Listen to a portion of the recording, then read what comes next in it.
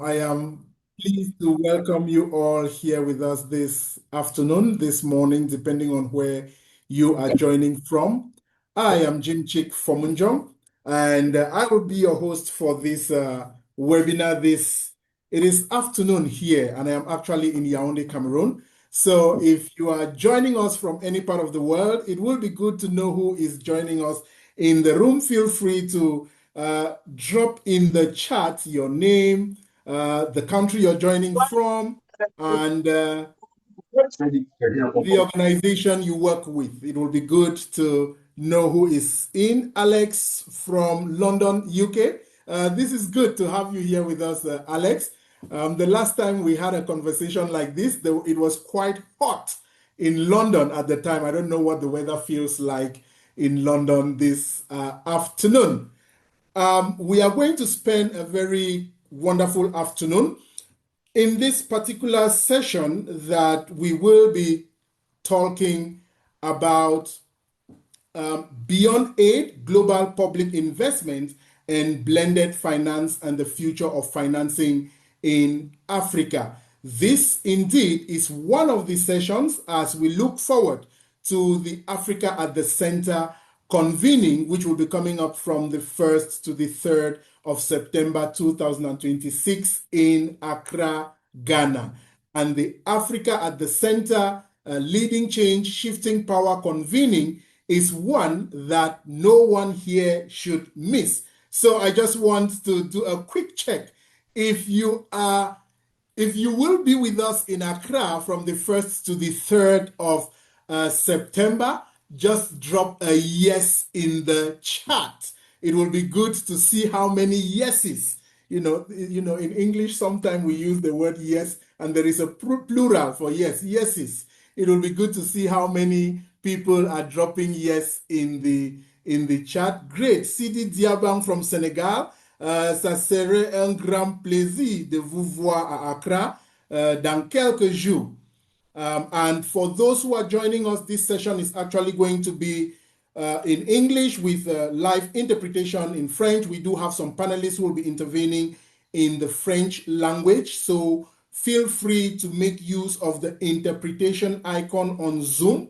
Once you click on the interpretation icon at the bottom of your screen, you can choose your language of preference. If you choose English, you are going to follow every conversation in the English language. And if you choose French, you are going to follow every conversation here today in the French language. Donc, une fois de plus, on tient à remercier tout le monde qui est ici avec nous cet après-midi pour cet échange qui sera tellement intéressant. Si vous voulez suivre les conversations en langue française, bien vouloir utiliser l'option d'interprétation sur Zoom qui est sur votre écran, en bas de votre écran. Si vous cliquez sur l'interprétation, vous allez voir les options des langues. Il y a langue anglaise, English, et langue française, French. Si vous cliquez ou vous choisissez French ou française, ça va vous donner l'opportunité à suivre toute la conversation ou les échanges en langue française. Once again, ladies and gentlemen, welcome to this very important conversation or webinar, which is a build-up to the Africa at the Center Leading Change, Shifting Power convening that will come up from the 1st to the 3rd of September. This convening is bringing global actors, particularly those on the African continent, working in the intersection of development to brainstorm and see how best we can pivot conversations on the continent, issues affecting our development, and find ways to address all of this. And as we look forward to that very amazing event, which is going to be the first of its kind on the continent, we are having this conversation on beyond aid, global public investment, blended finance, and the future of financing in Africa.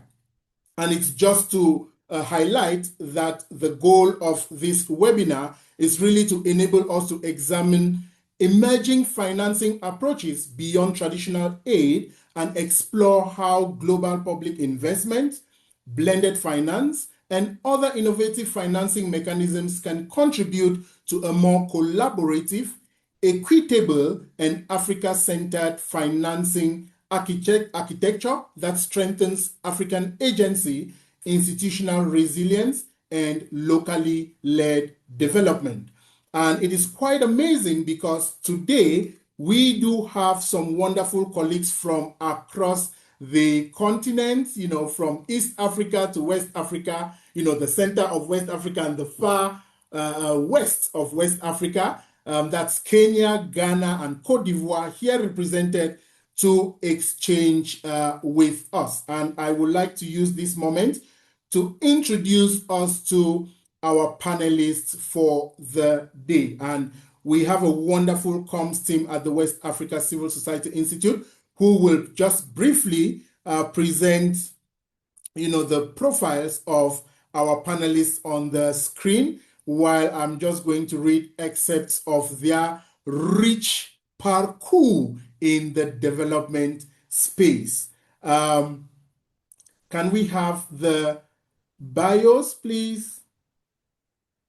Or I can begin with that of Wanjiru Kaniha, the great lawyer and international public finance advocate working at the intersection of global governance, reform, and international cooperation.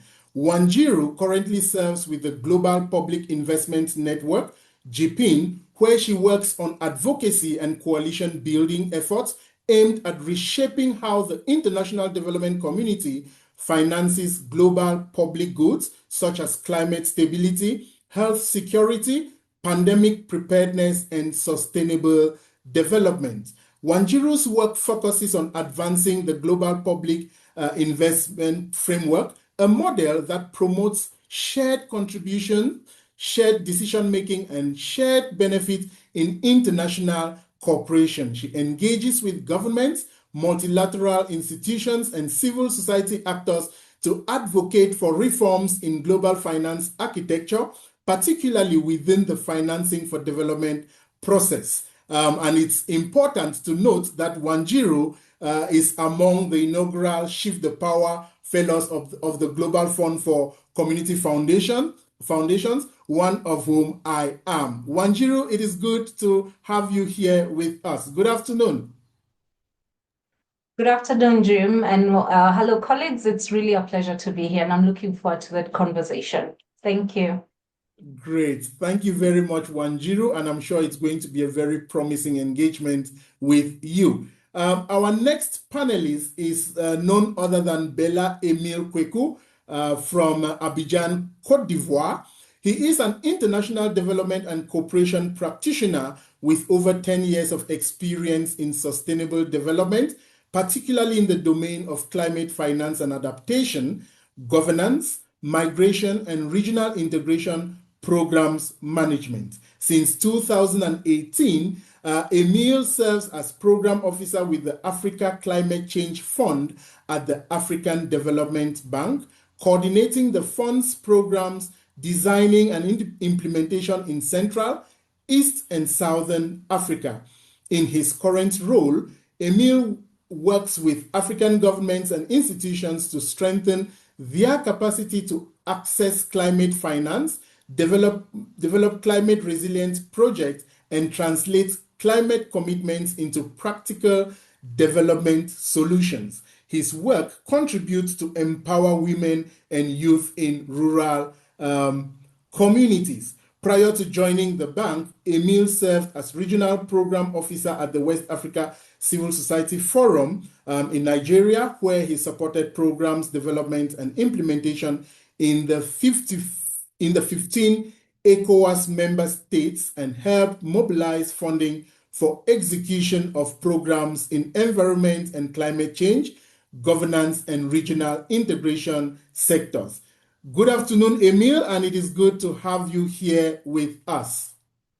Yes, good morning. Bonjour, Jim. Bonjour, chers collègues. Merci de m'avoir. C'est un plaisir vraiment de participer à ce panel.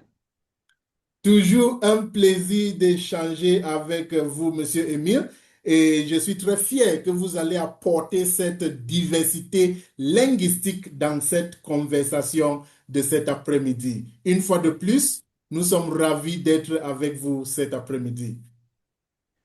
And the last but not the least is a wonderful colleague of ours, Julius Carl D. Fieve, who is a development finance, gender and inclusive investment practitioner with more than 12 years of experience supporting sustainable and inclusive development across Africa and other emerging markets. He currently works with a development finance institution where he contributes to initiatives at the intersection of blended finance, gender-responsive investments, climate finance, impact investing, and ESG integration. His work focuses on strengthening Africa's financing ecosystem by helping to design investment strategies, financing instruments, project pipelines, technical assistance programs, and partnerships that mobilize public, private, and domestic capital for development. Carl has contributed to programs supporting climate resilience infrastructure, women-owned and women-led enterprises, smallholder farmers, informal sector workers, and early-stage businesses. We are indeed very, very glad to have you here with us this afternoon. Hello, Carl. Hi, good morning, good afternoon. Thanks for having me, Jim. Great. And I would just like to kickstart this conversation. And Wanjiru, permit me to bring you on board to really open up the discussion with us this afternoon. And please, colleagues who are following this conversation, if you have a question for any of the panelists as the discussions unfold, do not hesitate to drop it in the chat. If you have a comment, an experience to share, do not hesitate to drop it in the chat, and we will do well to take on board your perspectives. So Wanjiru, coming to you, global public investment proposes a different way of thinking about international development cooperation. Can you just explain to us some of the core principles of global public investment and how these fundamentally differ from the traditional donor-recipient model that the sector predominantly operates on? All right, thank you so much, Jim. I hope everyone can hear me. Good morning, good afternoon, colleagues. Once again, it's a real pleasure to be here this afternoon talking about this very important issue. And thank you so much for this invitation and for creating this space for what I believe is one of the most important conversations taking place on the continent today. And the title of the webinar, let me just start there, Beyond Aid, sets a very fundamental question. So if traditional development assistance is no longer sufficient to address today's challenges, what comes next? And I know many of us working in this sector have, we read the news, we feel the impact of, the aid cuts, of the system that was set up decades ago that's no longer fit for purpose. But, this question is even more urgent in recent years. We've seen, the humanitarian crisis, a rise in pandemics, and all those other, issues and global challenges, as well as national and regional challenges that we talk about. Again, we hear that ODA is under increasing pressure. I read somewhere that it's down by 30 to 40%. Humanitarian needs continue to rise, climate finance commitments remain inadequate, and many countries are facing, specifically in Africa, are facing significant debt burdens, right? And civil society organizations across Africa are confronting growing financial uncertainty, especially with the closure of USAID and many other donors pulling back their funding. At the same time, we have to recognize that many of our financing systems are fragmented, right? They're unpredictable and they're disconnected from local priorities and realities. And for us, especially those who are in civil society, the focus may be to focus exclusively on identifying new sources of money, right? So we need more money, to fund our programs, to cater for our overheads and all of that. But we always ask, is more money the question, So even if philanthropists step in, can private investment fill the gap? Can blended finance replace the existing declining flows? And these are important questions because they touch on our day-to-day work, but more importantly, they touch on the communities we serve. But however, I want to suggest that they are more important, that's not the most important question as to regards where the money is coming from or how much of it we are going to get. I want to submit that the future of financing for Africa simply cannot be about finding new sources of money for an old system. We will find ourselves in the same structures with the same systems that are not built for us and they are not fit for purpose, especially for Africa. So we must ask ourselves whether the architecture itself needs change.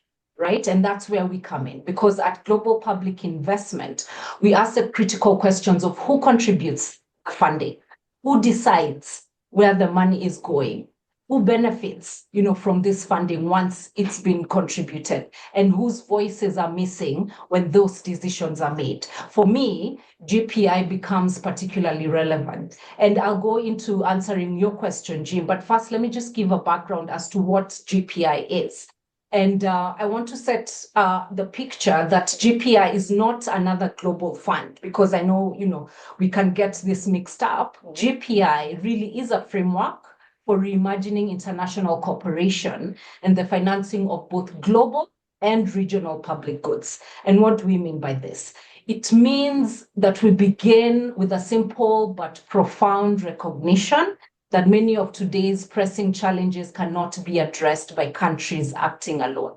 Not Kenya, not Ghana, not Cameroon, not the US and Russia and China and so on and so forth. We need collective action to face these most pressing challenges. So if you're talking about climate change and the effects of climate change, which Africa and many of the other global South countries face the most or bear the brunt of. If you're talking about pandemics and pandemic preparedness, and we may have forgotten about COVID, but Africa is grappling right now with the Ebola outbreak and and Marburg and other pandemics. If you're talking about food security, technological transformation, energy transitions, environmental protection, all these issues which have been compounded today. These are not national challenges. They are shared challenges that we need to address together. And this requires shared investment. So the global public investment framing is built around three core principles. The first one, and the three core principles are all contribute, all decide, and all benefit. And these principles really challenge the traditional donor-recipient model that has shaped international cooperation for decades. And often when we think about this, we think about the Bretton Woods institutions, the aid structure that was set after the World Wars. And, it was a group of small countries, that were formed to lend assistance to other countries, right? So historically, development finance has been organized around a relatively small group of countries that provide resources, and a much larger group receives them. So then, as I said, the model no longer reflects realities of an increasingly interconnected world. As we can see, there's a wave, across the globe of, many of these donor countries cutting back on ODA or aid, investing more into their own nationalistic policies, including security and trade, and getting more and more focused on bilateral agreements rather than, global challenges or multilateralism. So that's a first challenge. The second one is the principle of all contribute. And this principle recognizes that all countries have a role to play in supporting collective action. This does not mean that countries contribute equally. It means that contributions are differentiated based on a country's capabilities, economic capacity, circumstances, and responsibilities. So there is a fair contribution formula that shall be developed based on this principle, so that the differentiation is very clear based on a country's capacity. The third principle is the principle of all decide. And this recognizes that all countries should participate meaningfully in determining priorities and shaping governance structures. And this does not mean that each country sitting in wherever it is decides on every single project or every single challenge. No, it means that they have, the agency, to participate meaningfully, to decide what their priorities are, and to set the agenda, basically within this governance structures. The third one is the principle of all benefit. And this recognizes that investments in shared challenges often generate benefits beyond national borders. And this is important because it highlights that while resources themselves should be allocated according to need, it doesn't leave out those countries that are not able to contribute significant amounts. So this represents, in my opinion, a fundamental shift in how we think about development cooperation. And for me, the dichotomy is, or the difference is, traditional aid asks. Sorry, is that a question for me? Traditional aid asks, how can some countries help others? While GPI and this framing asks, how can all countries collectively invest in solving challenges that affect us all?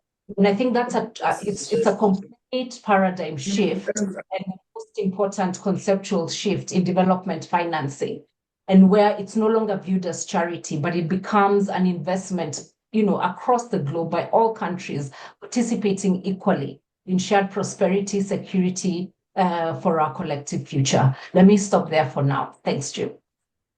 Thank you very much, Wanjiro. I think that's really very, very interesting. And as you were talking, I really appreciate how you broke down the principles for our appreciation and understanding. And we are discussing all of this within the framework of Africa being at the center. So what is your appreciation of Africa's place when it comes to its contribution, its ability to make decisions or contribute to decision making, and also benefiting from this framework that is, a shift in the original way that we saw things in the development space?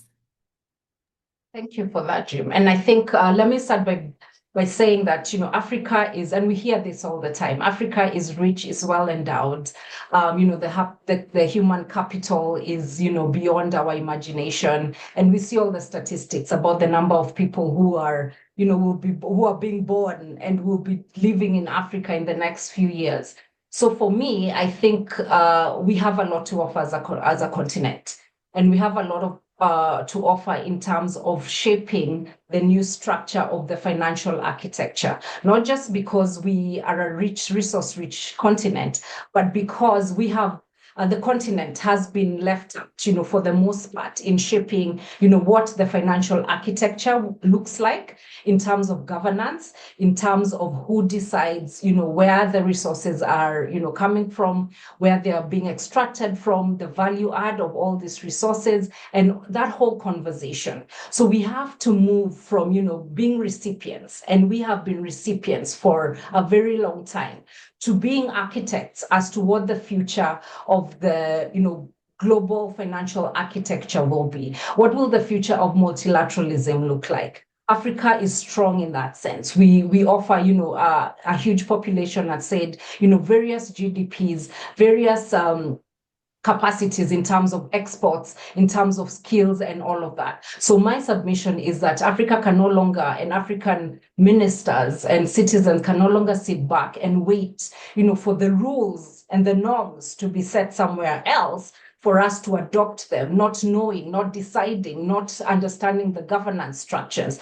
It's no longer an exclusive club, right? So Africa needs to build, right? Needs to build and be part of the architecture that's being built. So that's at a global level. At a regional level, we do have, because we have been building these structures also at a regional level. We do have regional institutions, including the AU and other institutions that, that focus on different thematic areas. We have Africa CDC that focus on health and pandemics. We have climate organizations. We have the African Development Bank. So these regional institutions exist. But how are we leveraging these institutions as a continent? How are we strengthening these institutions as a continent to be able to have and contribute these conversations at a global level? if you look at the AU, for instance, it's fundamentally a great idea. But why do many of the funds remain underfunded within the AU, the Peace Fund and others? It's not because pooled funds do not work, right? It's because, countries are facing different challenges, different commitments and priorities. So I think for us, it's to continue to push for our own governments to be engaged and be more involved and to commit more deeply in these conversations and go beyond the commitments. Because I think another frustrating issue is, we have all these beautiful treaties, commitments, declarations in writing, but how do they translate to helping communities, whether it's in the health sector, whether it's in climate financing? How do this actually translate to helping communities deal with the challenges that they face every day? So how do we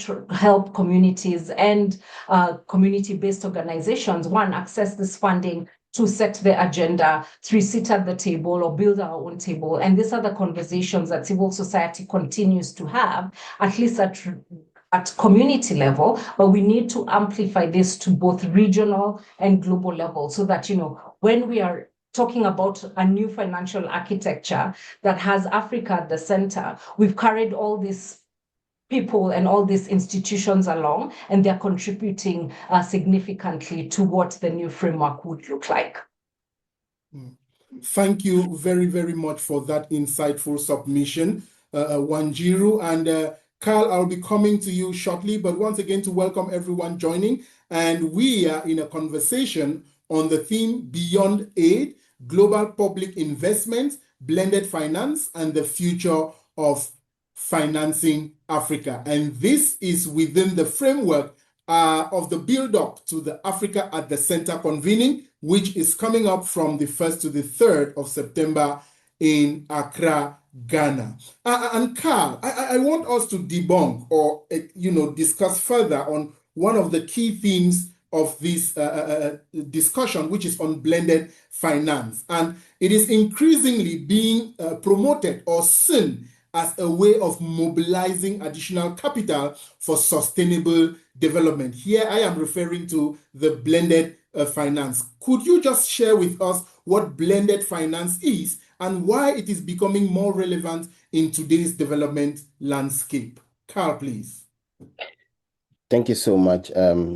Thank you for the opportunity, and good morning, good afternoon to everyone joining. So the idea of blended finance is a very simple one.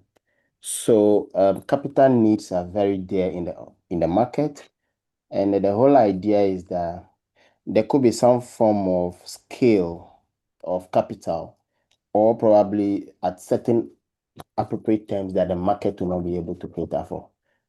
At appropriate terms, like probably, because when you look at the market is more about commercial value creation, is more about return on investment. And when you go to the commercial market, it is more about who is able to provide high returns on investment and all this stuff.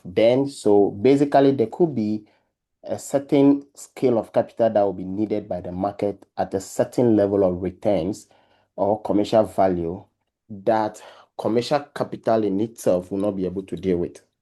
So blended finance comes in where either a private development finance institution or probably a public institution is able to provide concessional capital or catalytic capital to ensure that at the end of the day, a fund of funds or probably an entity is able to stand on it to mobilize further capital. So let me break it down. Simply saying, blended finance is quite as simple as a strategic use of public or development finance to mobilize additional private capital towards a development outcomes. And normally these are additional capitals that the market will not be able to finance on its own, and will not also be able to finance maybe at a certain scale, and also will not be able to finance at an appropriate term. So let me also explain it further. So for instance, let's say a fund in Ghana want to probably invest in maybe invest in SMS, small scale businesses that are maybe probably providing services or products to women. Now, if they go to the private market, the bank, the financial institutions, or maybe probably commercial investors for, say, a facility of, say, $50 million, it is going, maybe it may come at an interest of, say, 20%, probably 15%, and they may not be able to offer services to be able to pay. By so saying, the return on investment may not be at a commercial rate. So a development finance institution could come in and say, okay, you want to raise $50 million.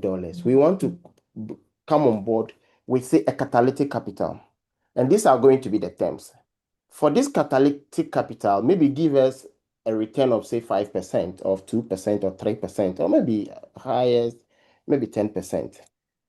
One, that catalytic capital is going to be designated in the local currency of probably the country the fund is operating, probably Ghana cedis or Kenyan shillings or Naira. So when you want to pay it at the end of 5 years, you are going to pay it in probably the Ghana cedis instead of the dollars, the euros, or the pounds. Two, this is not going to be a debt, but rather it's going to come in the form of equity. By coming in the form of equity, probably that particular development finance institution is going to sit on the board or the investment committee or have a form of oversight responsibility on the usage of that particular capital. Then three, the development finance institution is also going to provide you that fund or SME technical assistance now and maybe business advisory services. Now, by providing you all these catalytic or concessional capital to technical assistance and business services, you are now going to stand on those items provided you to be able to raise capital, to be able to build capacity, build a technical experience, and raise further capital. So that is the whole idea of blended finance. Now, why has it become so important? Blended finance has become very important because somebody just mentioned the financing gap remains very huge. Even this year, I think OECD has estimated that the annual SDG financing is supposed to be around something roughly 3.9 trillion. And then they projected it to reach around 6.4 trillion by 2030. And against this, it is becoming very difficult for countries, economics, and even private entities, funds of funds and funds to really raise capital to be able to deal with the SDG challenges in the various economies. So blended finance then comes in to ensure that at the end of the day, entities are funds of funds are able to stand on these kind of facilities to be able to raise further capital. But let me be quick to add that blended finance in itself is not the only quick solution or the final solution or the final solution to issues of financing. It is just part of the solution. For instance, in 2023, the total blended finance that was raised globally is around 70 billion USD, as against an SDG financing needs of 3.9 trillion. So you could see the gap. So I am not here to say that blended finance is a final solution to the financing gap. I am saying that it is just part of the solution to the financing gap that the world faces. The second thing is that the traditional aid that emerging economies, let me just say the economies in the global south, developing countries, especially sub-Saharan Africa, get continues to shrink. And the advanced economies like the US, UK, and the big economies continue to relook at their investment in the development sector. I mean, budgets continue to fall. And so at the end of the day, you could see that traditional aid to the emerging economies continue to fall. So there is the need for innovations around it. And that is why you could see, so official development assistance is under pressure and donor capital continue to fall, and most countries, especially Africa, continue to be burdened by debt, and especially in 25 countries that were researched, I think last year or 2024, you realize that debt servicing alone now eats up more than fifth of their tax revenues, and about 40% of emerging market debt matures by 2027. And in Ghana, for instance, we have close to about 600 million of our dollars of our debt that are maturing next year.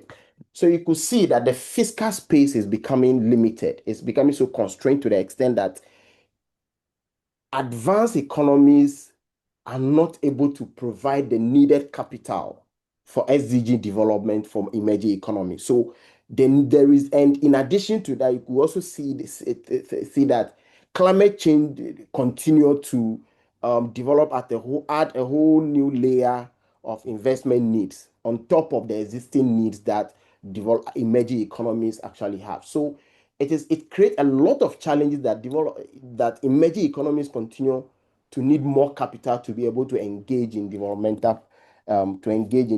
projects. So that is one of the reasons that blended finance has become more important, so that funds or probably emerging economies could be able to tap into this thing to raise capital from private sources to be able to engage in whatever they want to do to advance their economies.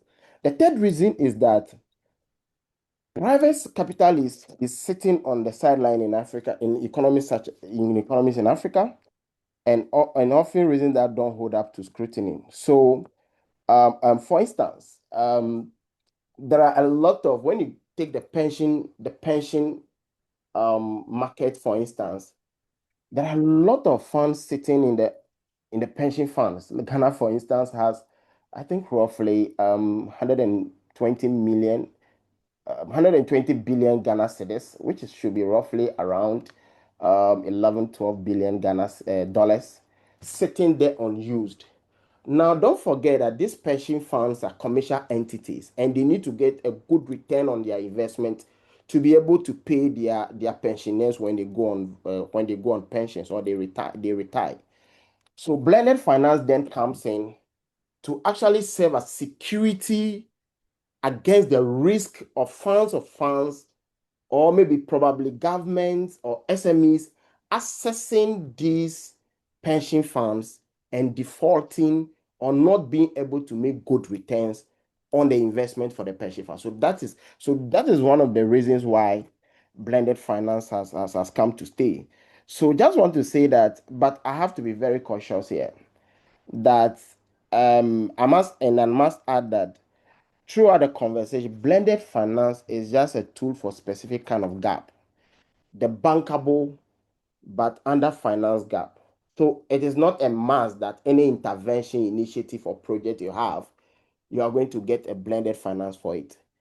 Normally, it must be bankable. By bankable means that it must be able to give a certain level of return, but it must be under finance. That is where blended finance comes into the risk, the whole investment, the risk, the intervention, so that at the end of the day, you are able to make a certain level, however low it is, level of return on that particular investment. So, for instance, it is quite very difficult for you to utilize blended finance in some of the SDGs. For instance, health, education, and social protection, unless probably it is something like health infrastructure, a hardcore health infrastructure, or a hardcore education infrastructure, and you will be able to prove that there will be a certain level of return on that particular investment. So just to conclude, to say that blended finance in itself is not a one quick solution to all the financial needs in the system, in the market, but it is part of the solution.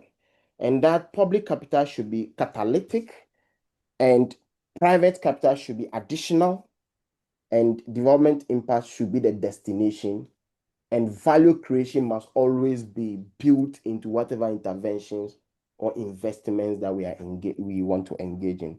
So I'll end it there for now. Thank you very much, Carl, and definitely I'll come back to you because, you make very worthwhile submissions, and I would want to take that particular subject matter further within this conversation. But permit me to go to our colleague Emil, and for our listeners who are actually following in the French language, please, or in the English language, please switch to French because Bella is going to share his intervention in the French language. So, Bella, Emil, these conversations around global public investment, blended finance are quite interesting. And development finance institutions such as the African Development Bank and others are increasingly investing in innovative financing mechanisms, including climate finance and catalytic finance. How do these approaches complement broader conversations on global public investments and blended finance? Très bien, merci beaucoup Jim, merci de m'avoir pour cette conférence, ce panel. C'est un plaisir, comme on va équilibrer la langue, je vais essayer donc d'aller en français.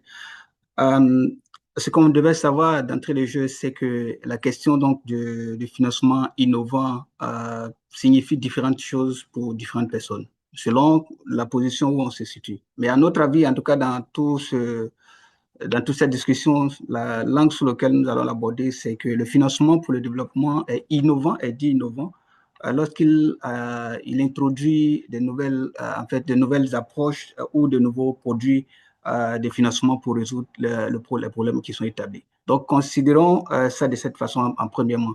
Deuxièmement, il est aussi essentiel de considérer le financement innovant sous la forme, donc, en tout cas, dans son approche qui donc consiste donc à éprouver de nouveaux marchés aux clients qui sont donc de nature à pouvoir aider à apporter des financements au développement. Cela inclut bien évidemment de nouveaux types d'investisseurs ou de nouvelles sources donc, de capitaux pour répondre aux problèmes de développement. Ces outils, le financement innovant, il est donc dit innovant par opposition, bien évidemment, au financement traditionnel auquel nous avons jusqu'ici assisté. Donc, très souvent, on a tendance à comprendre, du moins à s'interroger pourquoi est-ce qu'on parle de financement innovant. Permettez-moi un peu de faire quelque sorte un retour en arrière sur en tout cas, l'historique de la mise en place même des financements innovants. La conférence en fait internationale sur le financement innovant du développement le financement du développement à Monterrey en mars 2002, c'est ce qui marque en quelque sorte le véritable début des débats sur les financements innovants au niveau international.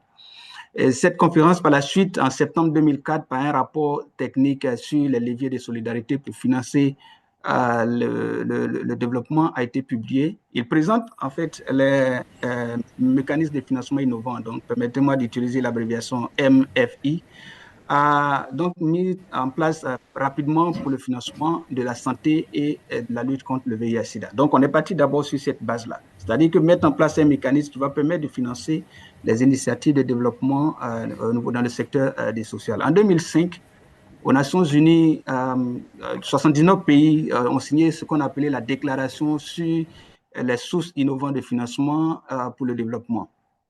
Cette déclaration a été portée conjointement par des pays comme l'Algérie, l'Allemagne, le Brésil, et je crois qu'il y avait aussi le Chili, l'Espagne et la France.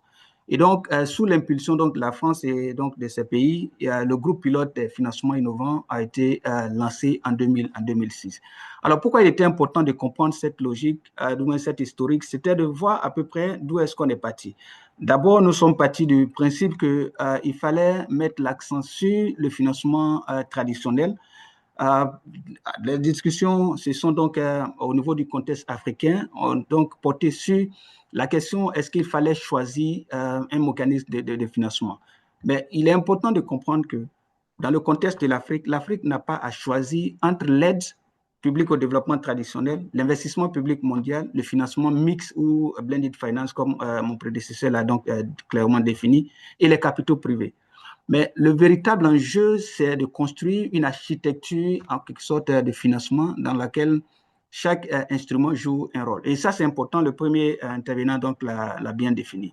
Donc, le financement innovant va apporter donc ces initiatives-là, va donc définir l'ensemble des cadres qui vont permettre de pouvoir renforcer cette approche-là. Et c'est en ce moment-là que la Banque africaine de développement intervient. Alors, je voudrais donc mettre un élément. Donc, les points de vue ici avancés sont mes points de vue, même si je vais donc m'appuyer sur mon expérience professionnelle au niveau de la Banque africaine de développement et aussi sur le travail que fait la Banque africaine de développement, mais il est important de signaler cela. Donc, je disais que la Banque africaine de développement donc, va mettre donc l'accent sur ce point-là. À la base, nous considérons ces approches comme complémentaires et non pas concurrentes. Il y a ce mot qui est donc ressorti dans ta question, Jim, où tu disais qu'il faut comment ces mécanismes innovants viennent compléter ces approches-là. Donc ça, c'est très important.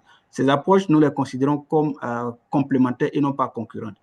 Alors, le financement climatique, pour donc aborder cet aspect, et le financement catalytique vont permettre de mobiliser des ressources privées autour d'investissements qui répondent à des défis d'intérêt public.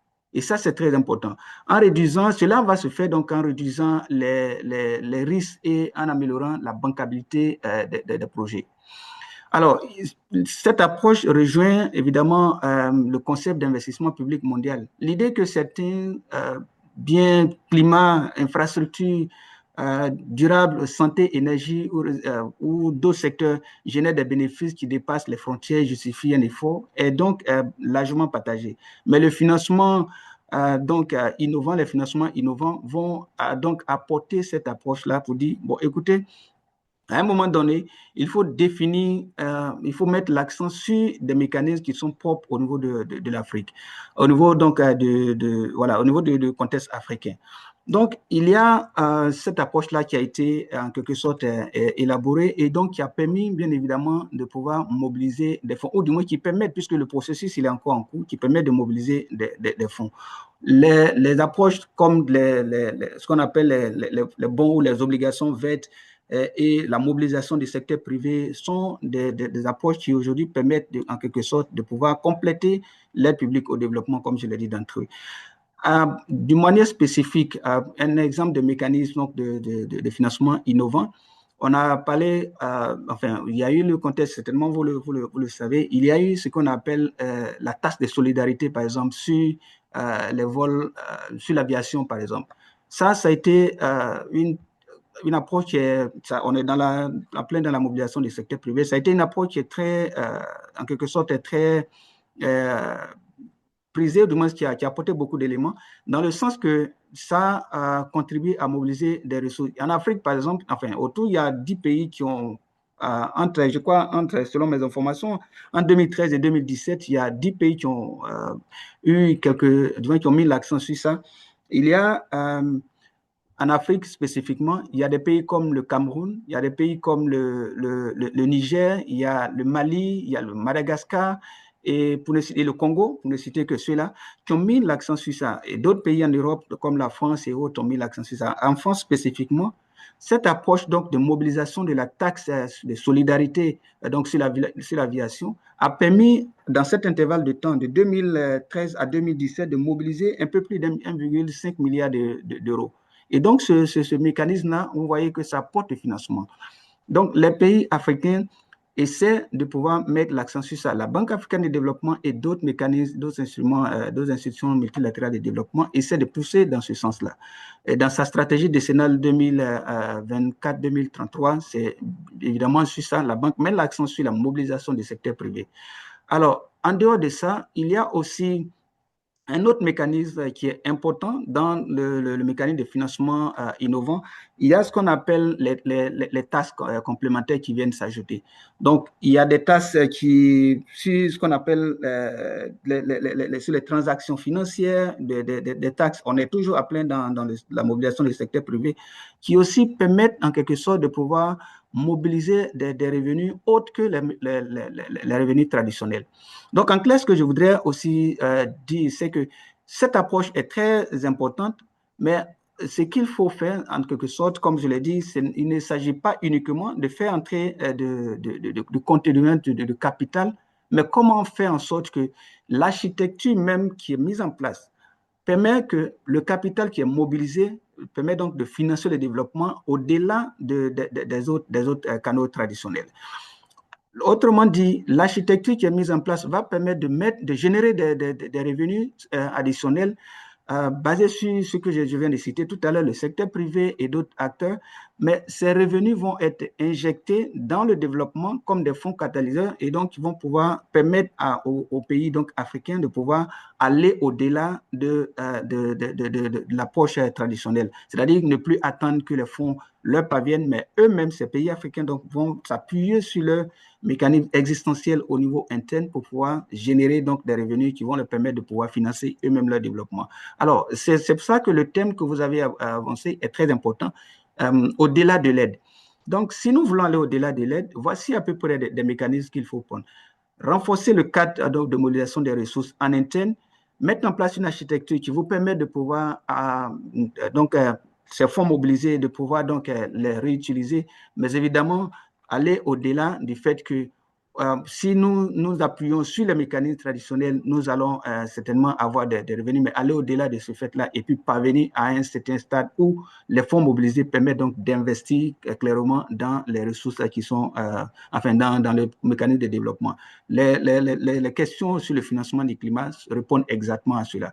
J'en parlerai peut-être un peu plus tard dans la discussion, mais il y a des fonds qui sont mis en place au sein de la Banque africaine de développement pour financer les questions sur le développement, sinon sur le changement climatique. Et ces fonds, au fur et à mesure, apportent du financement aux États membres, donc aux États bénéficiaires.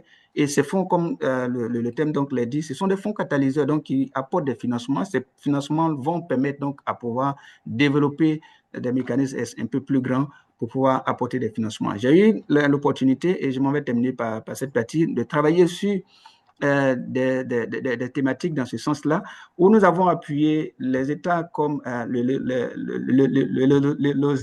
autos, je vais y arriver, donc les Lesotho, le Gabon, le Libéria et aussi la Guinée. Nous les avons appuyés dans le développement de ce qu'on appelle les contributions, les stratégies long terme et aussi des visions long terme pour la mise en œuvre de leurs contributions déterminées au niveau national. Donc, vous voyez un peu, ce sont des financements qui sont en quelque sorte des financements pas aussi importants, mais qui sont des financements, quand je dis importants, je parle en termes de taille, mais qui sont des financements qui sont parvenus à pouvoir apporter cette aide-là aux États.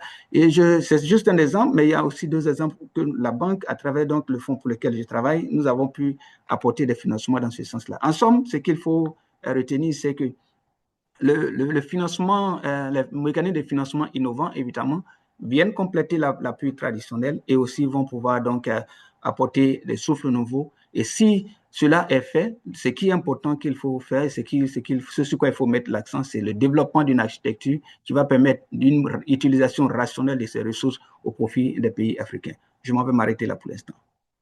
Thank you very, very much. And I appreciate that, concluding statement, developing an architecture that can be rationally distributed to benefit all member or participating countries. And Wanjiru, I would want to bring you back into the conversation. Once again, thank you, Emil. And of course, I will definitely come back to you, to dig deeper in some of these discussions or topics that are emerging, particularly the interconnection between these different institutions, these different mechanisms and efforts to shift power.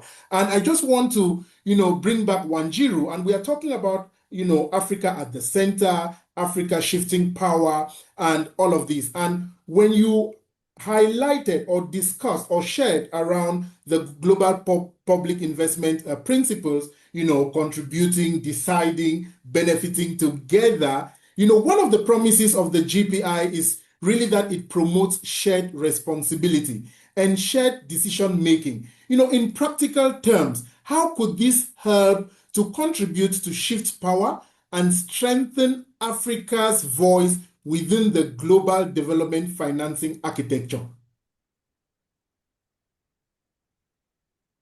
Wanjiru? Yes, can you hear me? Sorry about that. Yeah, yes, we can hear you now. All right, fantastic. Thank you for that question. And I saw a question in the chat, and I just wanted to respond to it. I hope it's not, out of line, but That's fine. I wanted Yeah, I wanted to stress that GPI, when we're talking about GPI, the framework focuses on international public financing, right? So it's money that has been generated by countries.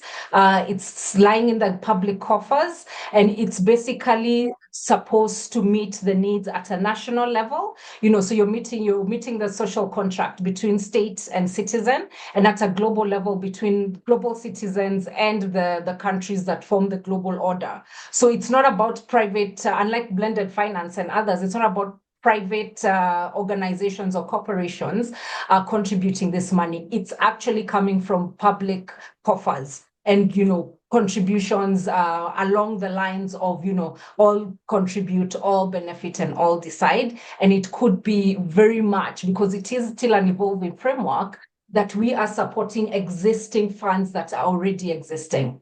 The pandemic fund, the global fund, and so on and so forth. But as I mentioned in the beginning, we are not creating a new fund, right? We're not creating a new fund that sits somewhere and, we are redistributing money. No, that's not the idea of GPI. The idea is to have this framework that helps us, with regards to how do you build a new system? What are the principles, right? Because ours is a system change initiative that we are pushing. It's not really about the mobilizing of the money, that's important, but it's a deeper question of what's a structure, what are the governance questions, who is excluded or included from decision making, and that's how the GPI framework comes into play. So with regards to the question around shared responsibility and how Africa's voice can be strengthened, I think for me, this is where GPI really moves us from being an interesting financing idea to one about power. Because we know we often talk about shifting power by asking where the money goes, right? But that should not be our focus. It's important, yes, but how about we ask who decides where the money goes? And for many years, African governments and civil society have been making the case for locally led development for many, many years. And many of us in this call know that and are actively working towards that. But I think for me, directing more resources to local organizations is important, yes, but localization of funding is not necessarily the same as localization of power. And I think that's very important for us to draw that distinction. You can move money, you can move all the millions and trillions we are looking for, but if power is not moving with the money, then we are stuck in the same rut that we have been stuck in for years. So for me, if priorities, governance structures, allocation criteria, accountability continue to be determined elsewhere, especially for African countries, then we may have shifted resources without fundamentally shifting decision-making power.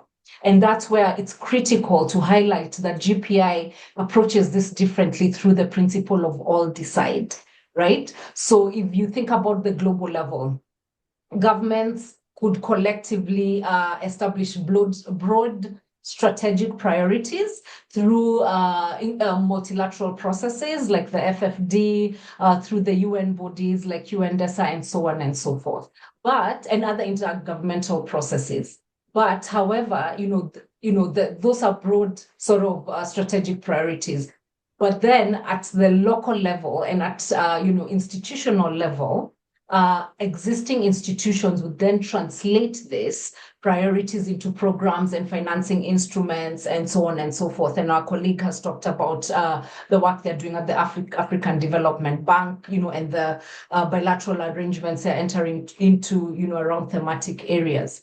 So at the national and regional levels, governments will determine how those priorities are applied to their own circumstances.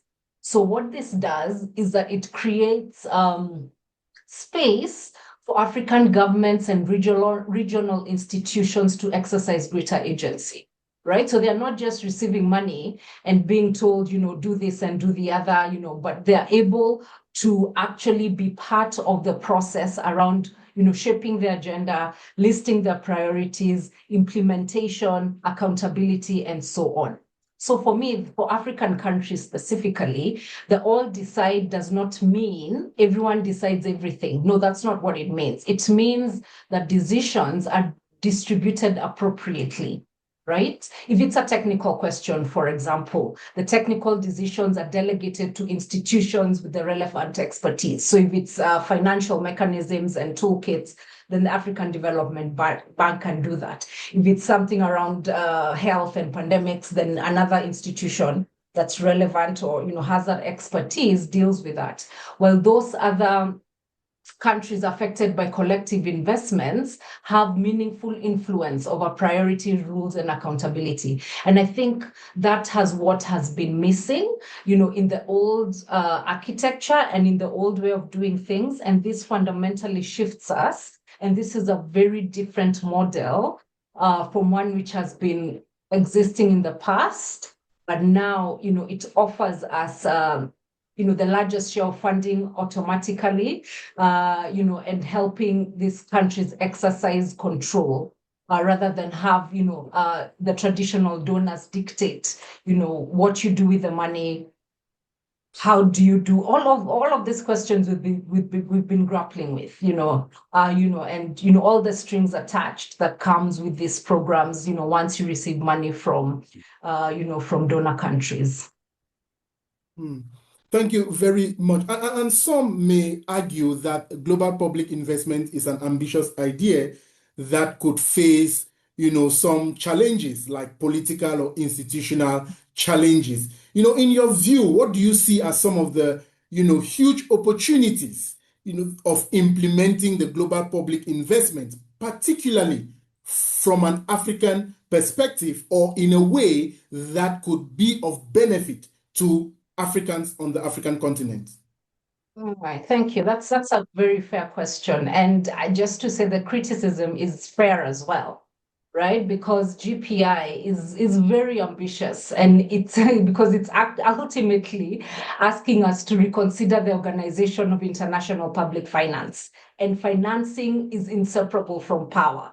So you're beginning to have conversations with the powers that be, or those who have held powers for decades and centuries, that now we need to disrupt this, this system as it exists and begin to redistribute power, not just financing, but power. And that's where the pushback comes in. And there are several challenges, as you've mentioned. Some are political, some are institutional, and I'll highlight the others as well. So the first one being political, again, because I said GPI is fundamentally about public money and public finances. And we know that countries, currently, are facing influence from international financial institutions that do not automatically support reforms that redistribute decision-making power. And that's fundamentally the problem. People don't want to lose power, so they are willing to hold on to, or they will fight to hold on to it. And, it's going to take a lot of political, and it's even more than political will, to go beyond, the discussions and the treaties to get to a point where countries have real agency in their own financing, economic development, and so on. The second one, as you said, is institutional. Right? As we've been talking, the international financial architecture is fragmented. There are various bodies, institutions, funds, dealing with the various challenges across the globe. They're useful, yes, but it's highly fragmented. There's multilateral banks, there's global funds, there's humanitarian mechanisms, climate funds, national systems, and they all have different mandates, governance arrangements, and financing models, which present a challenge. But we are not saying that GPI can simply be imposed as a single model across all of them. We're not saying that we'll start imposing all benefit, all decide on all of them, but we are saying we can incrementally begin to introduce this principle into existing funds, into development banks, into humanitarian mechanisms to transform how these institutions have been working. The third challenge is building political incentives, right? Because again, we're dealing with countries who, again, as we mentioned, and someone has given the statistics of, the percentage of tax revenue going to repayment of debt, right? So how do we ensure that there's sustained contributions? In as much as, yes, we're not building a fund, but this money, this public funding should be, channeled to various investments, that should be channeled to various funds that then again, communities and countries are able to invest. So international, most of this financing has been framed as discretionary charity, right? Which makes it vulnerable to domestic political pressures in contributing countries. And that's where the question of debt comes in. That's where the question of illicit financial flows. So there's so much pressure on national coffers or national or ministers, to direct their funds. So, asking them, let's contribute along these lines for this, other global challenges becomes, problematic or becomes a challenge. So that's why, our framing of GPI, is really anchored on mutual investment and shared risk, so that in as much as you don't have as much to contribute, you can contribute whatever you can, right? So governments can actually make a stronger political case for investing in pandemic preparedness, for instance, or climate stability or global financial resilience, if it's understood that it's not simply a transfer to other countries, right? You're investing in collective stability and prosperity. I'll mention like the Global Fund, for instance, which, the governance and the design is something we envisage around global public investment, where countries contribute to the fund and they're able to draw down based on their priorities, to deal with HIV, malaria, and tuberculosis. And it's been not without challenges, but it's, a good model of how such a fund, along those principles would work. So that's the idea we are trying to draw here. And governments, would be more willing to say, we are investing in this sort of either pandemic preparedness through the Africa CDC, for instance, or climate stability, and so on. We're also, I just want to add that we're also at a moment when where the traditional system is under considerable pressure, as we've mentioned. And it also creates a new space for us to think. Like what are the new models, new ways of raising money, new ways of redistributing the money. We don't have to start from scratch. And this is what GPI presents, right? There are already examples of pooled financing, differentiated contributions, multi-stakeholder governance, and regional cooperation that we can learn from. And I've made the example of the Global Fund and how it works, including its governance.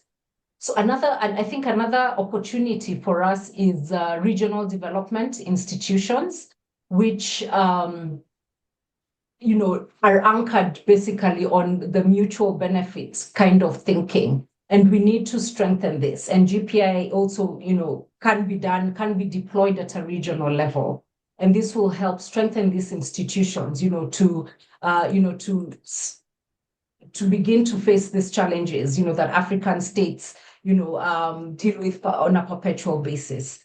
And for us at the Global Public Investment, we have now, there's an emergence of coalition of governments, actually, again, because this is about public finances that are creating the political space in which governments can explore these ideas and connect them to life processes, such as financing for development, multilateral development bank reform, because we know even the multilateral banks, as they're structured, do not necessarily meet the needs that we have today, as well as global fund replenishments. And maybe some of you know how this global fund replenishments work. Every so often, countries come and contribute to these global funds, whether it's for aid, whether it's for pandemics, and so on.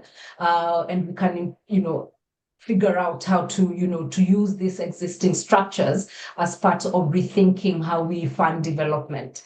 So I think from an African perspective, I think the biggest opportunity is to move from being primarily an object of financing reform to being an active participant in designing it. And I think this conversation is going to help us get there, one step at a time, and, with the different ideas that are being placed on the table by colleagues and others.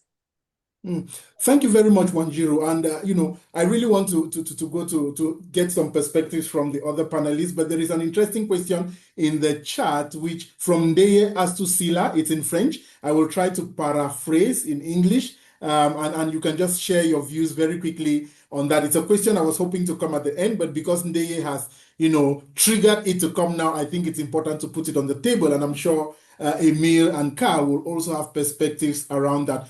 Ndeye appreciates, the different strategies and innovations, that are being defined to ensure that diverse resources or alternative sources of resources are available, to promote development initiatives. But he's asking, how can these resources be accessed, particularly by communities and in the domain of climate stability? Any thoughts on that quickly, Wanjiru? I think, that's where the, multilateral banks and other institutions that actually deal with grants come in, because I know, and I think Emil would be better placed to answer that question. These funds access, and again, it's also a question of access. These funds that are allocated, for climate justice, whether it's resilience, adaptation, and so on and so forth. So there's organizations, and including civil society organizations, that re-grant that kind of funding. There's multilateral banks, and of course they come with their own conditionalities and things like that. But I feel like Emil would be better placed to answer that question. I like that. So Emil, definitely I'll put it on your table very soon. But let me just get some views from Carl. Julius Carl, I prefer using the name Carl. I hope it's okay, Julius. So I interchange your name so easily. Just to find out from you, Julius, many civil society organizations see blended finance as something designed primarily for governments or the private sector.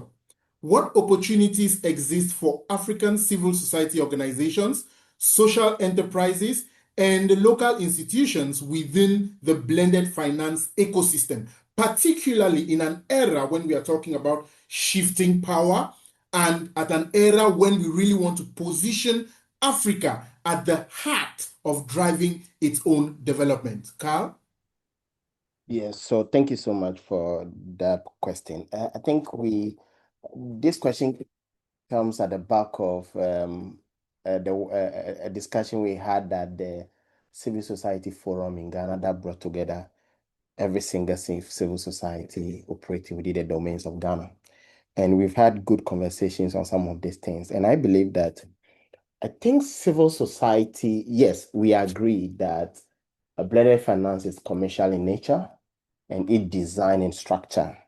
But I strongly believe that civil society must actually desist or stop seeing themselves as standing outside the blended finance ecosystem, because I believe there are significant opportunities that CSOs can actually take advantage of and position themselves differently. Because in fact, even at this current where we are going, the world is going, the world is moving towards more of development finance than the normal finance that we know, especially when it comes to the whole NGO or development sector. We're moving more into blended finance or probably development finance in general. So civil society must stop seeing themselves outside the web and rather look at innovative ways of actually participating and becoming active participant in the system and benefit from it, and utilizing capital in that system to do whatever activities or interventions that they are engaged in. And so I think that by so saying, I want to put it forward that I think civil society organizations have three roles to play. They must come in as bridge builders, they must come in as active participants, and they must also come in as watchdogs. Let me propose the first idea here. I think civil society organizations can come in as trainers or providers of training to blended finance institutions. For instance, every single blended finance facility that is developed in recent times that I know by any of the institutions, that whether it is IFC, whether it is British International Investment, whether it is AFDB, whether it is FSD Africa, or whichever development finance, Propaco, or whichever development finance institution you're looking at, has an element of technical assistance. And technical assistance here means training, business advisory services, and co. And I think that civil society organizations must revolve themselves so that they will be able to bring on board people with these technical skills, people with technical understanding of blended finance domain or ecosystem, people with understanding of private sector, people with understanding of development finance that could provide training to some of these some of these funds or SMEs that development finance institutions are working with. By so doing, you'll be by providing those services to them, you'll be paid. And at the end of the day, you'll be able to raise capital from or mobilize capital from those sources. Another way civil society organizations could benefit is from research. I mean, continuously, development finance institutions need that kind of sustainable research support or research and development. We want to go into investments that we really understand. We want to go into focus areas that at the end of the day, we know that there has been a proof through research or any kind of study that this will work. For instance, I know an organization, a development finance institution, that is launching 85 million USD, a green growth acceleration fund that they want to invest into the green sector, to the green sector with carbon and other stuff added with a workforce and TA or technical assistant grant added and all those stuff. And this is going to be 85 million USD.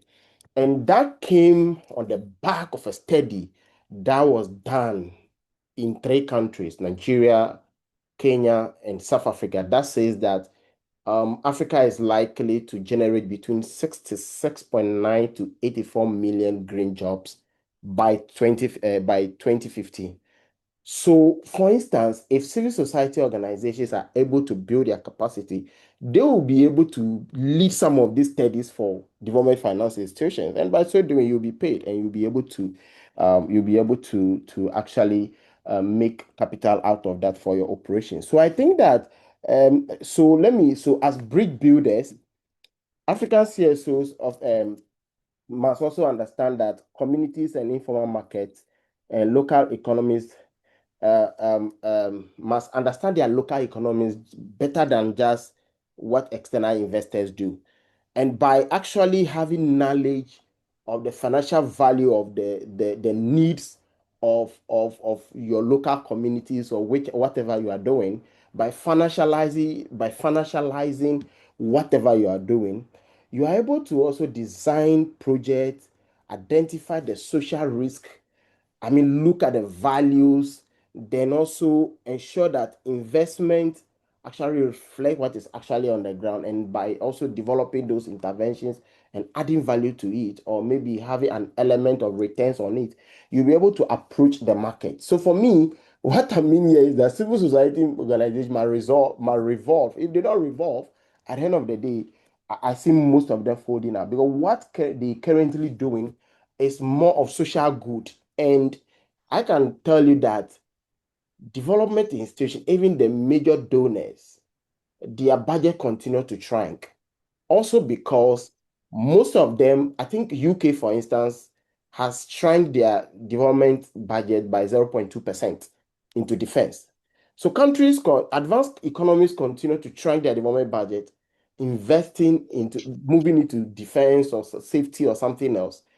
And the little that is left is being invested in areas or sectors that can bring returns of a sort, or is being invested in development finance. If you don't revolve and you continue to do only things that will bring social good without any commercial return or commercial capital, then at the end of the day, you end up actually folding up.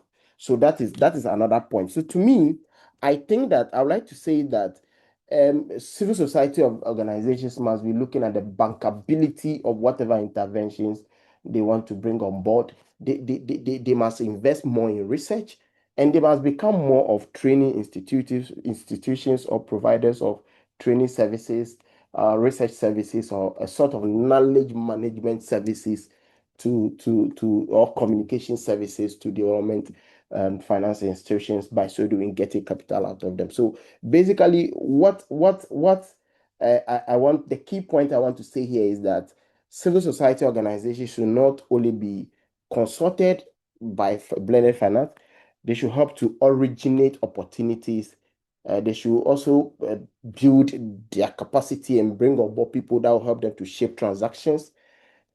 And they should also be able to monitor outcomes and influence the rules of the system. One of the things that I do not touch on, and I want to quickly hit on it, is that continuously development finance institutions need people who can even do monitor, evaluate their project for them. So that ties into the research aspect. People like, for instance, if an organization, a development finance institution, maybe AFDB is implementing a project in Ghana, they want probably consultants that will go in there and really measure the impact of those interventions. So civil society organizations should be able to tie themselves in there and be able to have the capacity, the experience, and expertise to go in and monitor those projects, measure those projects, speak the language of the development finance institution, and be able to develop proper reporting systems, frameworks, and help these institutions develop reports on those projects or interventions. By so doing, they will be able to raise capital and from these institutions. So that those are some of the ways that I think that civil society organizations will be able to benefit. Even to even add, OECD itself acknowledges it that major vast of blended finance institutions currently that are being developed are happening without civil society involvement, and that is also because of the commercialization of the capital in the sector. So I think that civil society organizations must revolve themselves to become more, to be thinking more finance, to be thinking more commercial, and to be thinking more about return and bankability of whatever they are engaged in, to be able to provide services to these institutions and get capital and mobilize capital out of them. Thank you. Thank you very much, Carl. And a follow-up question, just pop up, vis-a-vis that very firm and worthwhile recommendation for civil society organizations. And the question is, what are some of the safeguards that need to be put in place to ensure that the social impact, objective of organizations remains central to the goals and ambitions of these organizations, even in their effort of guaranteeing some return on investment, their effort of being bankable within the space that they operate within? Yes, so I am not saying that, let me take for example WAXI. I am not saying that WAXI should depart from their core mandate. No, that is not what their core mandate of say providing providing social good to certain segment of society. No, I am not saying that. But I am saying that the WAXI should find a way of revolving or remodeling itself around the social goods that they provide, without actually engaging in activity that will impugn its reputation or its credibility in the ecosystem. That is all I'm saying. So for instance, if I take WAXI provides knowledge management training services to civil society organizations.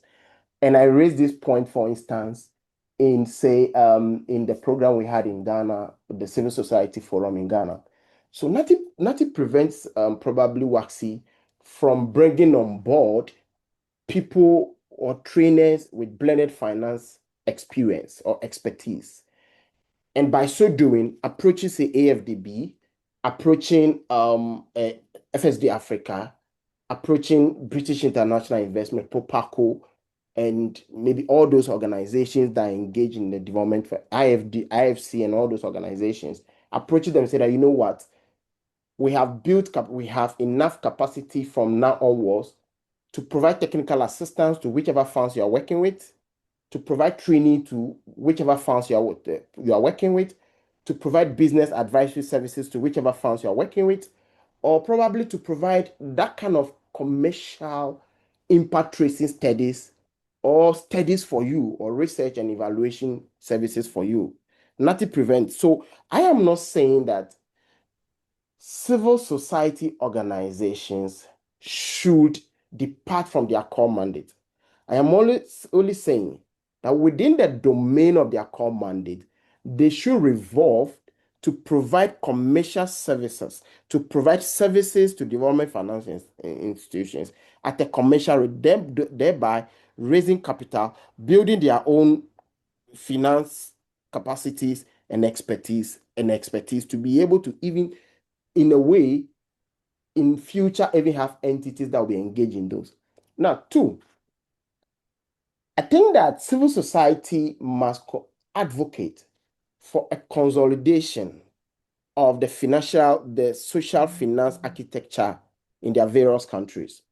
By so doing, I am saying that, look, one of the problem and one of the reasons why civil society organizations continue to face issues of challenges of finance or capital mobilization has to do with the fact that the domain is so fractured in such a way that we do not really know the amount of capital that they could even raise from their own countries. In most cases, 80% to 90%, they depend on external donors.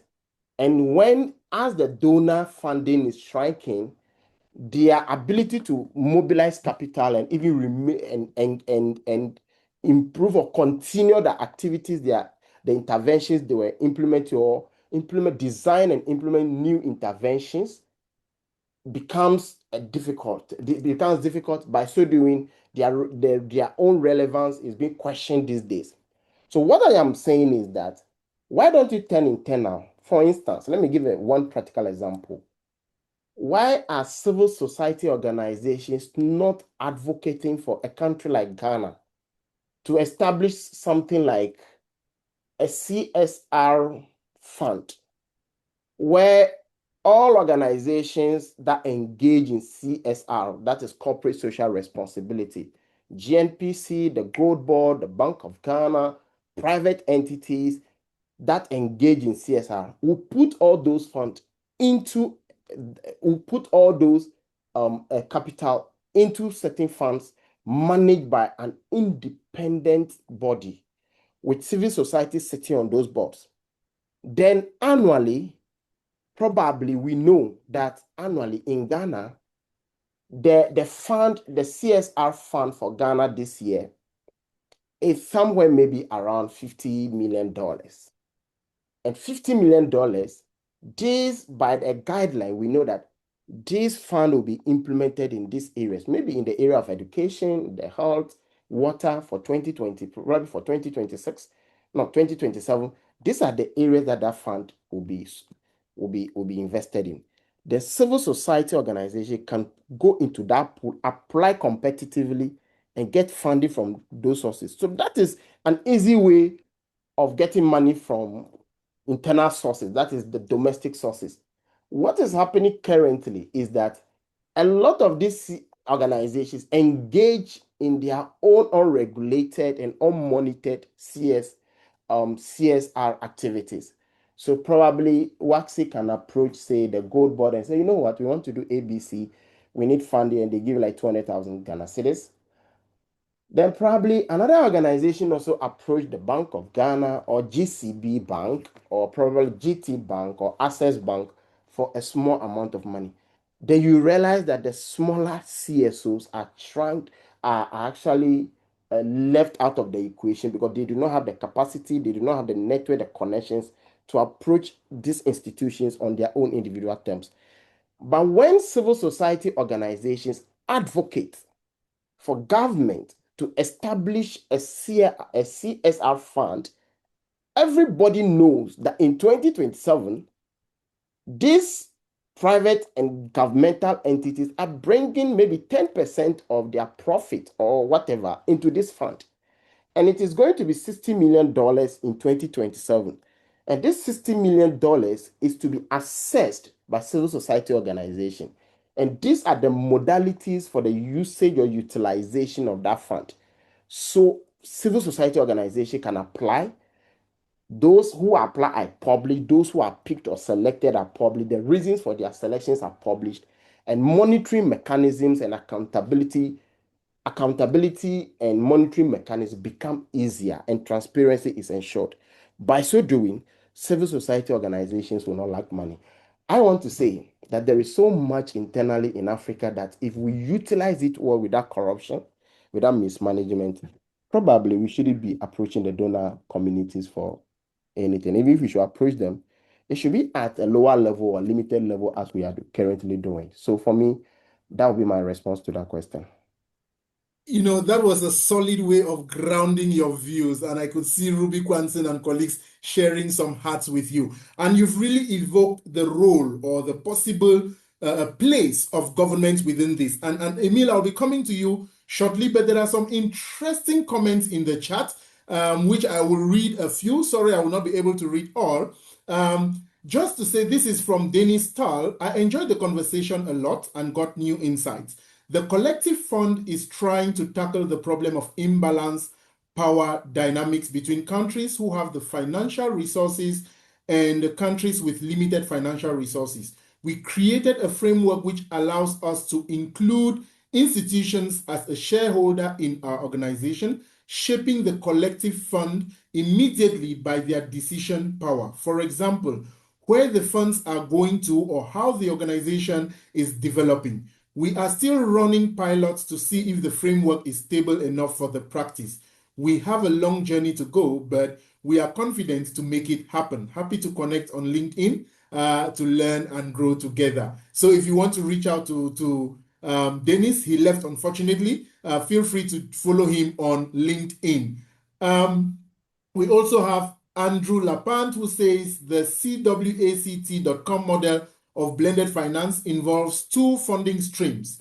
One, Commonwealth Healthy Aging Grants Program, managed for us by Help Age International, and two, Commonwealth Health Aging Investment Fund, managed as a return on investment platform. For us, healthy aging is about health promotion throughout the life course from cradle to grave. We will also seek public sector funding, replicating the very successful public-private sectors UK Healthy Aging Challenge Program 2029, I'm sure, to 2034. All sectors contribute and all sectors benefit. There are even more interesting examples being shared in the chat. So feel free to share your comments, your examples, and we will read a few of them. And Emil, I want to come to you. There've been, particularly Julius has raised the role of government in facilitating, or galvanizing some of these approaches of mobilizing alternative resources to champion or promote development initiatives on the continent. Can you just share with us how can African governments and institutions better position themselves to access this innovative financing while strengthening ownership, accountability, and long-term institutional resilience? Emile? Oui, Jim, merci. Peut-être avant de répondre à cette question rapidement, la première question qui avait été posée par le collègue et qui est aussi qui m'avait été renvoyée, je voudrais juste donner quelques éléments de réponse à ça sur la base de ce que la Banque africaine de développement fait. Donc, pour nous, la question, je dirais, à la Banque africaine de développement, la question donc de savoir comment s'assurer que le fonds, les ressources qui sont mobilisées parviennent à la communauté est d'ailleurs tout le centre de ce que nous faisons.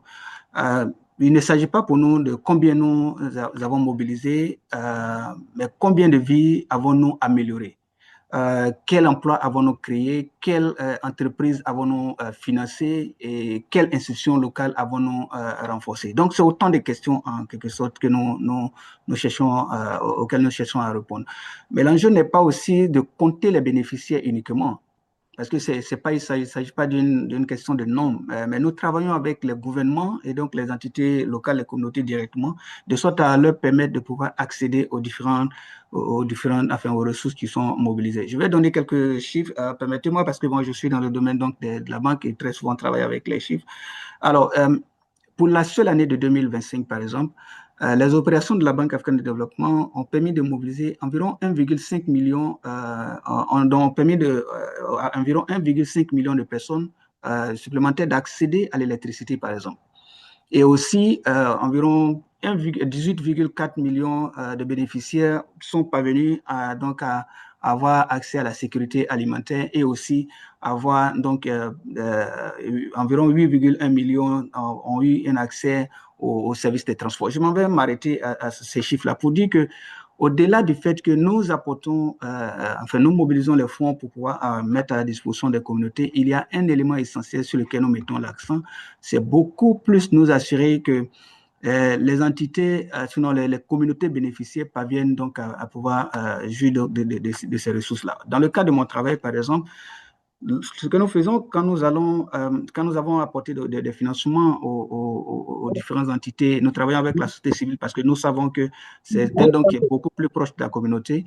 Donc, quand nous avons en quelque sorte apporté ces financements, ce que nous faisons, nous allons sur le terrain pour rencontrer, interagir avec les communautés, pour leur demander, écoutez, nous avons financé tel projet, quels sont vos retours, comment pensez-vous que ces financements ont contribué à transformer vos vies? Et nous avons ces success stories-là que nous avons racontées. Si vous allez donc sur le site de Africa Climate Change Fund, vous allez voir énormément de success stories.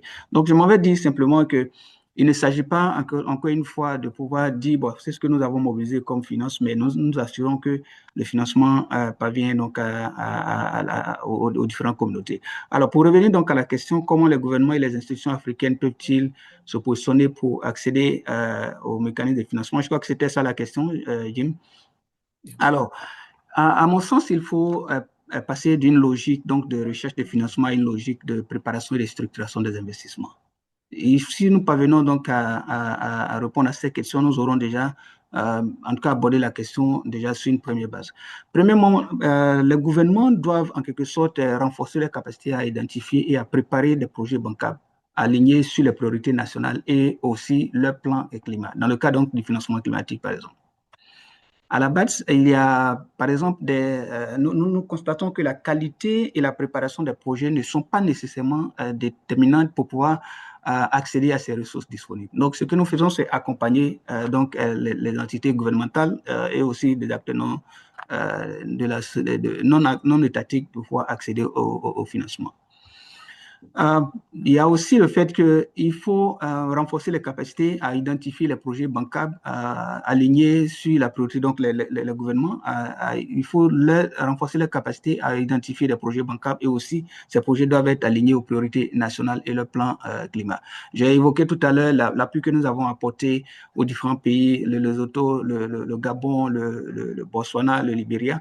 Nous les avons accompagnés à identifier, à développer ces stratégies-là qui sont alignées sur les priorités nationales. Donc, c'est dans ce sens-là. Donc, si les entités, les États sont soutenus dans ce sens-là, ils pourront donc accéder facilement au financement et donc parvenir aussi à mettre à disposition des financements en faveur des communautés.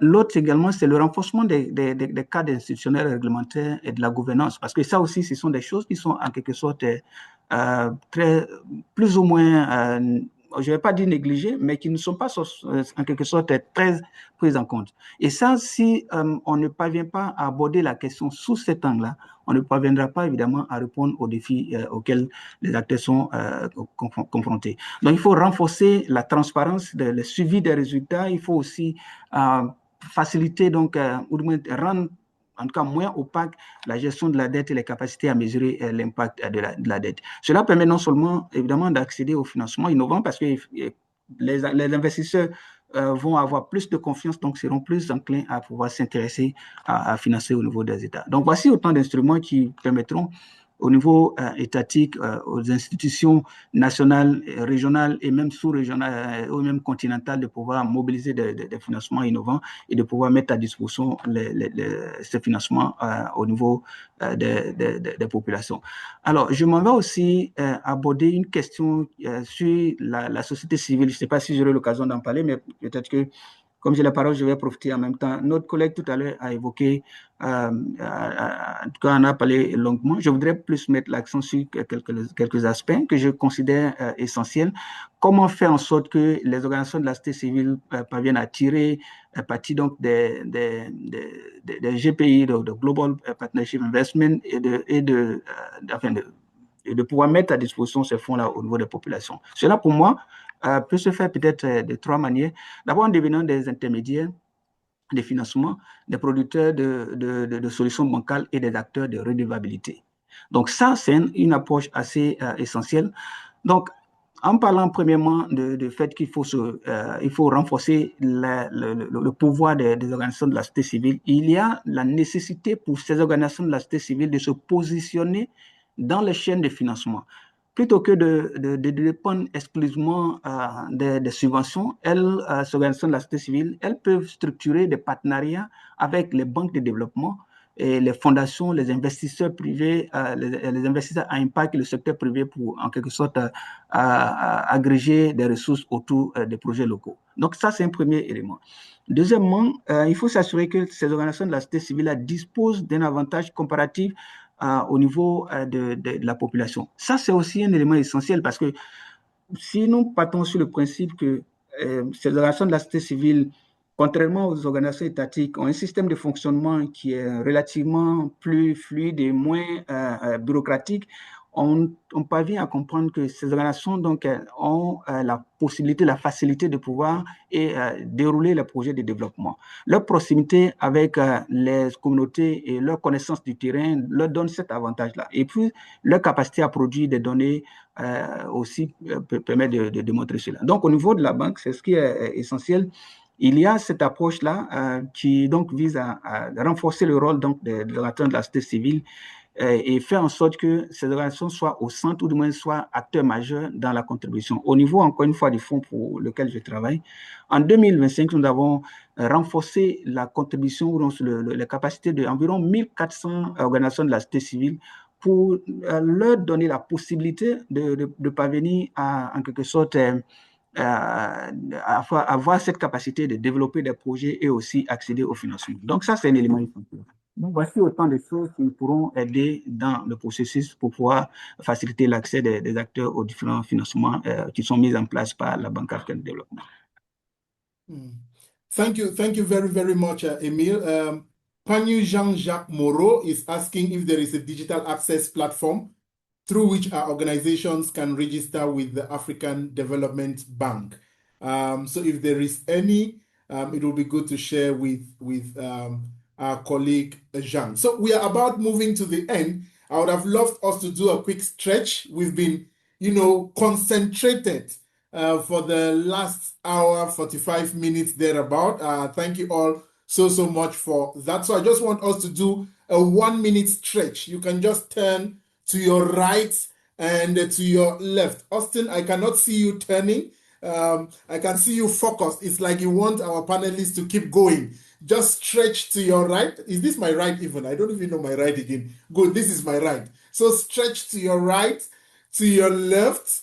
Good. Look up, look down, look forward as we are looking forward to the Africa at the Center convening that is coming up from the 1st to the 3rd of September in Accra. And, time has, gone so fast. I can't believe it. But it will be good to just get one last practical, firm word from our respective panelists. And Emile, since you had the mic, maybe I will begin with you. If there is one practical recommendation that you would like participants here to take forward into the Africa at the Center convening, particularly at a time when we are discussing, reflecting, and strategizing to give Africa its place in global development, what is that recommendation you will share with everyone here present? Emile, let's begin with you. Your mic is on mute, please. Sorry. Donc, merci encore une fois, Jim, pour l'opportunité. Nous avons abordé plusieurs questions et comme je l'ai dit, moi, l'accent a été mis sur la question de financement innovant. Ce qu'il faudra retenir au thème donc, de cette discussion, c'est ceci. Les mécanismes de financement innovant sont des opportunités nouvelles qui se présentent au niveau du continent africain pour pouvoir aller, en tout cas, se départir des mécanismes traditionnels, notamment l'aide publique au développement. Ça, c'est la première chose. La deuxième chose, on ne doit pas uniquement être en train de parler de transférer les financements vers le continent africain. Mais il faut faire en sorte que les financements, du moins l'Afrique, soit elle-même en tant que continent créatrice donc de financement pour pouvoir financer donc des opportunités de financement pour pouvoir financer son développement. Ça, c'est la deuxième chose. La troisième chose, nous sommes en train de parler on a évoqué la question, le thème d'expression shifting power. Si on veut donc effectivement changer de dynamique et aller donc au-delà de l'aide, il faut mobiliser le capital mondial, oui, mais avec davantage de capacités africaines. Pour définir, cela va permettre de définir les priorités, structurer les instruments et maîtriser en quelque sorte les risques et mesurer aussi les résultats. Donc ça, c'est un élément essentiel. Si nous parvenons à aborder la question sous ces différents angles, on va en quelque sorte répondre aux questions des défis de financement au niveau du continent africain. Et pour terminer, il y a aussi, j'ai évoqué plusieurs fois les exemples de la Banque africaine de développement. La banque se positionne en tant qu'acteur majeur en termes de renforcement de la mobilisation des ressources africaines. Avec ce qu'on appelle l'outil qui a été développé, la stratégie, on appelle ça la NAFAD, qui est donc cet outil, en fait, une politique, une stratégie qui va être mise en place, par donc le nouveau pouvoir au niveau de la banque, qui va être mise en place, qui va permettre donc de pouvoir renforcer ce système donc de mobilisation des ressources. Encore une fois, il ne s'agit pas que de mobiliser des ressources, il s'agit aussi et surtout d'une redéfinition de l'architecture même de financement du développement. Et ça, si ça c'est bien pensé, bien adopté par les différents acteurs, cela va permettre en somme de pouvoir en quelque sorte rassembler les ressources qu'il faut et orienter là où le besoin se fait sentir, et ça va bien évidemment profiter au continent africain. Permets-moi de m'arrêter là à une question de temps. Merci beaucoup, Emile. And Carl, I would like to come to you next. So just prepare, that practical recommendation you want to share with us. But before we go there, I just want us, participants also, if you have some reflective thoughts that are emerging because of this conversation or key takeaways, you can feel free to drop them in the chat. There is this that was shared by Orwell Akibe from Nigeria. A quote from Wanjiro, and it reads, "Localization of money is not the same as localization of power." That's a gem you dropped right there, Wanjiro. That is from Orwell Akibe. So if there's one takeaway by you, the participants, feel free to equally drop in the chat. So Carl, what is that practical recommendation that you would want everyone here present to take with us as we move towards the convening in September? Carl? Yeah, so for me, I would like to suggest one that we shouldn't just think about probably how much we're going to raise, how much capital we're going to bring to Africa, but how we are going to utilize that capital. What are we investing it on? What are we utilizing those capitals on? But that is very important, because I can tell you that a lot of capital has come into Africa since the 1950s, let's say the 1960s, that the post-independence of most of the African countries, but utilization has been a major challenge. So we should be asking ourselves those questions. And also, I would like us to push forward that it shouldn't just be a question of how do we attract more capital to Africa, as I mentioned, but how do we build African institutions with the power and capability to decide what capital is needed, on what terms, and for whose benefits, and toward what development outcomes. So these are basic questions that we need to be asking ourselves. And also, to in the midst of shrinking donor funding or development funding, Africa countries and African organizations must insist that whatever capital is actually, or whatever facility is being developed to attract capital to Africa, has a bit of technical assistance and a fixed share budget or program budget for CSOs. So CSOs must be catered for when it comes to whatever capital is coming to the continent. And also CSOs themselves must build their capacities, attract, revolve, remodernize, and in a way try to commercialize a certain aspect of what they do without losing sight of their core mandate and whatever they are currently doing, and bring on board more able hands to be able to actually provide services, be it studies, research, or technical assistance for some of these development finance institutions, thereby being able to raise capital. So my key line here will be that Africa should not only be the destination for development finance, but Africa must increasingly become the architect of how that finance is designed, how it is governed, and how it is deployed. Thank you. Thank you very much, Carl. And some interesting insights are coming in the chat. Let me just take that by Comrade Cynthia. Use the convening to bring together African CSOs, women-led organizations, grassroots movements, and funders to agree on practical mechanisms for accessing and influencing the collective fund, not just applying for grants. Establish an African collective fundraising readiness and access working group. Thank you very much, Comrade Cynthia. We also have Christian Elonge, who says, I do agree with the speaker on the need to reimagine the architecture of development financing. I personally think domestic resource mobilization is the surest and most sustainable way. I may require more patience. It may require more patience, but the benefits long-term are great. We also need to move from resource mobilization to resource optimization, enabling organizations to make a better use of the existing resources by leveraging on AI, automation, and technology. This is why we launched the masterclass on fundraising with AI. Thank you very much, Christian, for sharing. We do appreciate. At this moment, Wanjiru, just to invite you to share with us those practical, or a practical recommendation that you would want everyone here present to take with us as we prepare to come together in Accra in an effort to redefine where Africa should be positioned in the global development landscape. Wanjiru? Thank you, Jim, and thank you, colleagues. This has been a very interesting conversation. I've learned and I've learned a lot, and I'm looking forward to learning even more in Accra. And for me, at the risk of sounding like a parrot, but I want to really agree with my co-panelists that the question is not about more money, right? So we understand that more money is good. We need more money, but we need better quality money, right? And what do I mean by that? And it's what my colleagues have said in terms of governance, in terms of what systems are being built to govern this money, to allocate it and redistribute it and all of that.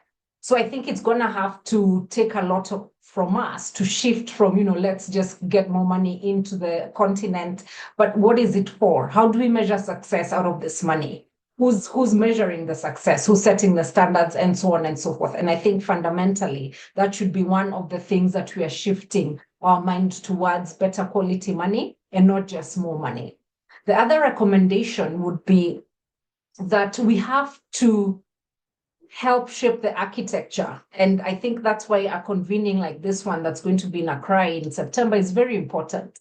And that's why the work of our civil society organizations is equally important. The ones that are putting pressure on governments, to ensure that we are at the table and we are ensuring that we are not just waiting for new financing mechanisms to be designed somewhere else externally and then negotiate for greater access or representation after the fact. And that has been, the norm, for many years. But it's time to flip the script as Africa and say we are going to shape the new architecture through the various channels that are available. So whether it's the African governments, regional institutions, civil society, we should be actively shaping the emerging conversation about how international and regional public finance will work in the future. This is the time.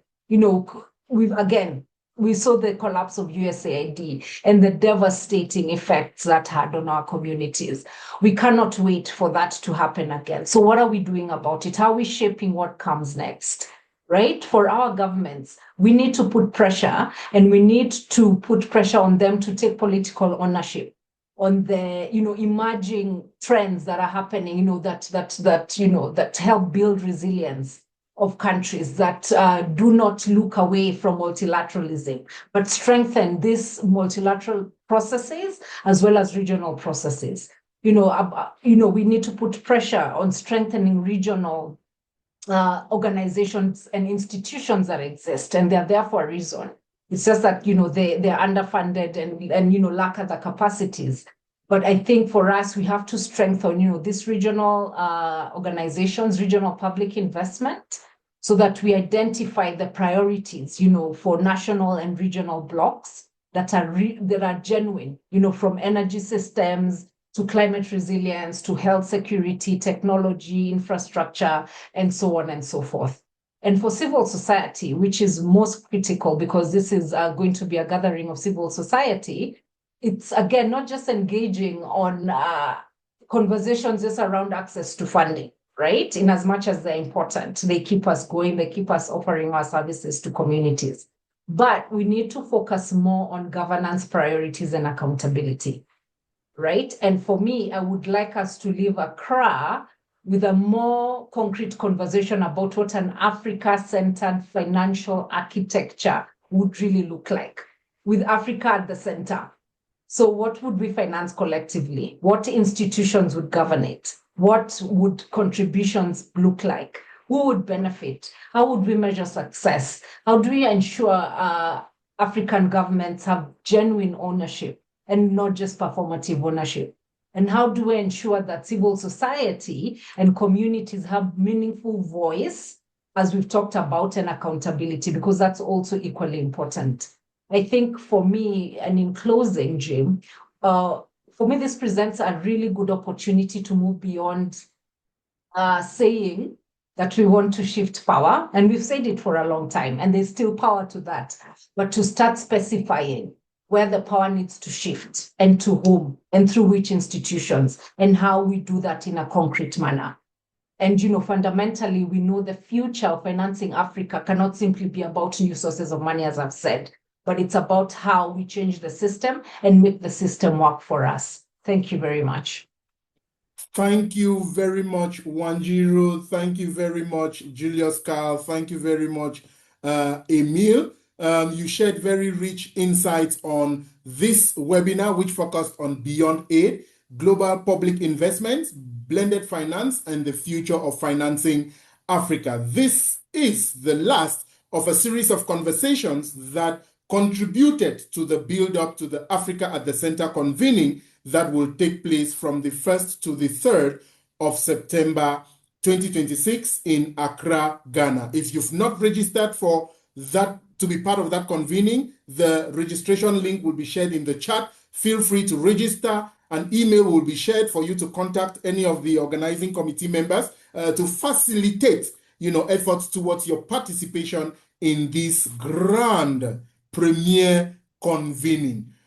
Once again, we really want to thank everyone for joining, especially our panelists for enlightening us on these existing mechanisms and how they complement each other, but most importantly, how we can capitalize on them to advance development on the continent. It's not only about getting money, but the quality of the money and how we get that money is key. That is a strong takeaway from me. I don't know what yours is, but of course, when we meet in Accra in a couple of days, we shall congregate the lessons we've learned over these conversations and make sure, as Wanjiru puts it, we can define an Africa-centered financial architecture that responds to the aspirations of Africans and for an Africa that will reflect the Agenda 2063 that the African Union has defined for us. Thank you all once again. This webinar has been brought to you by the co-hosts or co-organizers of the upcoming convening, that is EPIC Africa, Afford, Ringo, the West Africa Civil Society Institute, and Rio's partners. I very much look forward to seeing you all in Accra in a couple of days. Thanks to the wonderful interpretation team that will be with us in Accra, in the coming weeks, and also to the wonderful communications team that has provided very robust tech support to enable us have a seamless engagement. Merci à tout le monde et à bientôt. Au revoir pour l'instant. Au revoir. Bye. Merci. Au revoir. Bye. Bye.